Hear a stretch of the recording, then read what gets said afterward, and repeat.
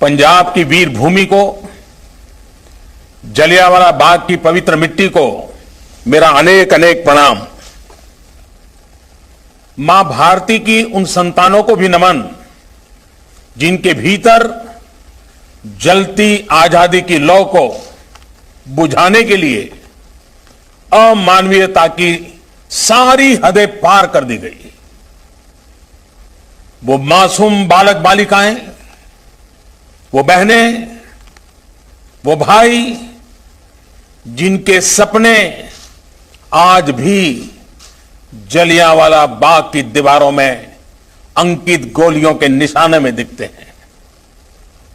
वो शहीद कुआं जहां अनगिनत माताओं बहनों की ममता छीन ली गई, उनका जीवन छीन लिया गया, उनके सपनों को रौंद डाला गया, उन सभी को आज हम याद कर रहे हैं।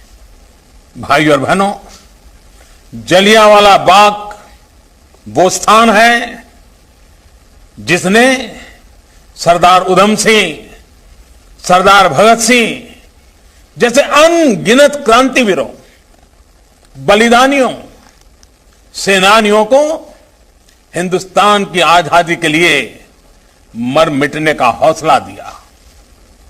13 अप्रैल 1919 के वो 10 मिनट हमारी आजादी की लड़ाई की वो सत्य गाथा, चीन गाथा बन गए, जिसके कारण आज हम आजादी का अमृत महोत्सव मना पा रहे हैं। ऐसे में आजादी के 75वें वर्ष में जलियांवाला बाग का स्मारक का आधुनिक रूप देश को मिलना हम सभी के लिए बहुत बड़ी प्रेरणा का अवसर है। ये मेरा सौभाग्य रहा है कि मुझे कई बार जलियांवाला बाग की इस पवित्र धरती पर आने का, यहां की पवित्र मिट्टी को माथे पर लगाने का सौभाग्य मिला है। आज जो रेनोवेशन का काम हुआ है, उसने बलिदान की अमर गाथाओं को और जीवंत बना दिया है। यहां जो अलग अलग गैलरी बनाई गई हैं, जो दीवारों में शहीदों के चित्र उकेरे गए हैं, शहीद उधम सिंह जी की प्रतिमा है, वो सब हमें उस कालखंड में लेकर जाते हैं। जलियांवाला बाग नरसंहार से पहले इस स्थान पर पवित्र वैशाखी के मेले लगते थे। इसी दिन गुरु गोविंद सिंह जी ने सर्बत दा भला की भावना के साथ खालसा पंथ की स्थापना की थी। आजादी के 75वें साल में जलियांवाला बाग का यह नया स्वरूप देशवासियों को इस पवित्र स्थान के इतिहास के बारे में, इसके अतीत के बारे में बहुत कुछ जानने के लिए प्रेरित करेगा। यह स्थान नई पीढ़ी को हमेशा याद दिलाएगा कि हमारी आजादी की यात्रा कैसी रही है।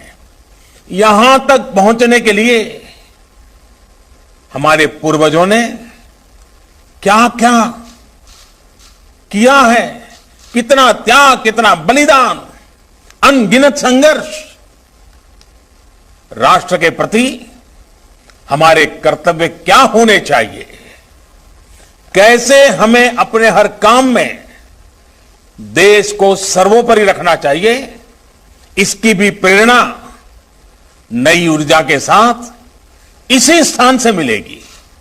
साथियों, हर राष्ट्र का दायित्व होता है कि वो अपने इतिहास को संजो कर रखें।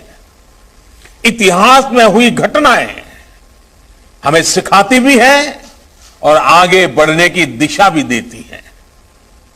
जलियांवाला बाग जैसी ही एक और विभीषिका हमने भारत विभाजन के समय भी देखी है। पंजाब के पश्चिमी और परिश्रमी और जिंदा दिल लोग तो विभाजन के बहुत बड़े भुक्तभोगी रहे हैं।